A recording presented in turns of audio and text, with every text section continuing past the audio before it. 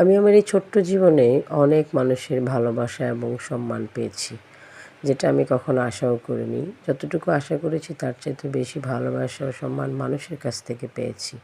হঠাৎ করে নিচে আমার কাছে একজন ভাইয়া কল করেছে যে আপনার একটা পার্সেল আছে। আমি তো রীতিমতো অবাক যে আমি তো কোনো কিছু অর্ডার করিনি, আমার কাছে কিসের পার্সেল এসেছে।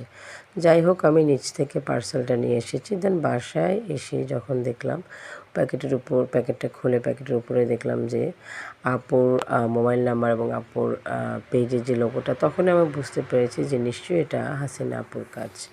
হাসিনা আপুর মন মানসিকতা এতটা ভালো যেটা আমি আগে থেকেই জানি, কিন্তু আজকে এতটা সুন্দর সারপ্রাইজ দিবে সেটা হয়তো আমি ভেবে উঠতে পারিনি। আসলে আপুর ভালোবাসা এবং আপুর পরিশ্রম সব কিছুই আমার এই বার্থডে কেকের মধ্যে ছিল, যেটা আপু সত্যিই প্রকাশ করেছে সেদিন।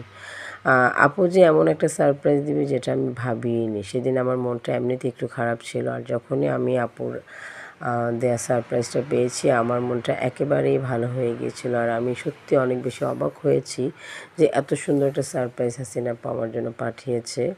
আমার বাচ্চারাও অনেক খুশি হয়েছে। আসলে কিছু কিছু ভালোবাসা কোটি টাকা দিয়েও কেনা যায় না। যেটা আপু পাঠিয়েছে সেটা আসলে, যদিও এটার মূল্য আমার কাছে অনেক বেশি, কারণ এই কেকের সাথে আপুর হাতের পরিশ্রম এবং ভালোবাসা সব কিছুই জড়িয়ে ছিল।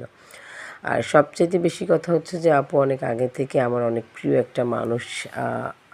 আশা করছি আপনারা সবাই জানেন আপু কেমন। আর অবশ্যই আপুর হাতে তো জাদু আছে, যেটা আপনারা যারা যারা আপুর কেক খেয়েছেন তারাই বুঝতে পারবেন।